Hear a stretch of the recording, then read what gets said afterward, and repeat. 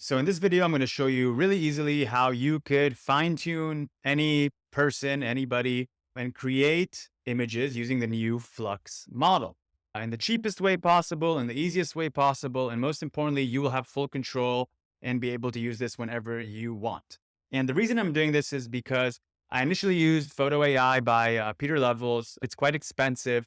But what kind of got me upset is once you stop paying, you don't have access to any of the images and models that you previously uploaded. So I did a bit of research and I found that there's a much easier way to do it. It's easy. You don't even need to learn how to code. And I wanted to walk you through it and just show you how to do it. What you're going to be able to do is effectively create images of anybody you want. In my case, I fine tuned it on myself. Here's me as the Hulk. Here's me as Superman. Here's me as a real estate agent, me coding, me as a samurai. And you could just do this with any sort of subject that you want. You just need to provide a bunch of images to the model. And so now I'm going to show you how to do it so you could do it yourself. And again, you don't need to know how to code. You don't need to know how to do anything.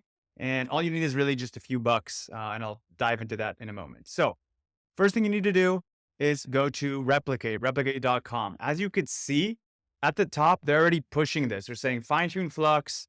Flux is just the newest sort of open source model. The quality is great. And it's definitely something that you can go ahead and use to create the images at the highest level possible right now. So you tap on Get Started. Once you tap on Get Started, you're going to be over here. And what you really need to know is that you need a bunch of images. So we go into here. Yes. So again, you need to scroll down to create a training on the web. And once you tap on this Ostris Flux One Dev Trainer, you're going to be directed into this part right over here. So here's where you create the name of the model. I gave my first model, I called it Roy 1. You could name it whatever you want. Let's just call it like Roy 2. You would do create a new model. And over here, you need to provide a zip of images. It says minimum of 10 photos. So you need to make sure you have those prepared. For example, I have photos of myself in here. I had around 14. I compressed them. I put them in a zip. And then I just went ahead and dragged them into here. The trigger word is effectively the code name of the model or of the person or of the subject that you will later use when you are creating the images. I'll show you that in a second. And other than that's all you need to do. You just tap on create training.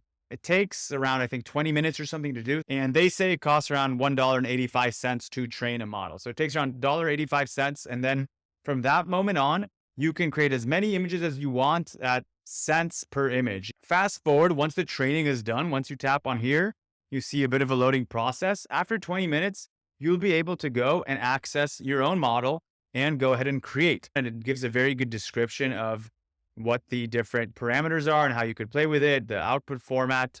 The only thing I did play around with is the aspect ratio, because that's nice if you want to have a horizontal or portrait, landscape, different types of images. So this is when I said the code word. So it's talk, right? Let's say I can do talk, riding a horse in the Olympics. It takes around 20 seconds right now, and you will have a fine-tuned image generated with the model that you uploaded. So super powerful. You can then use it in any of the workflows, right? Like Runway, Luma, Kling, whatever new video generation tool, or just use them as images. So you're going to see the image come up here in a second. Great. So there we go. I could play around with it. Maybe I want to have a bit more of a face. So maybe say talk on a runway with face clearly showing wearing gradient clothes.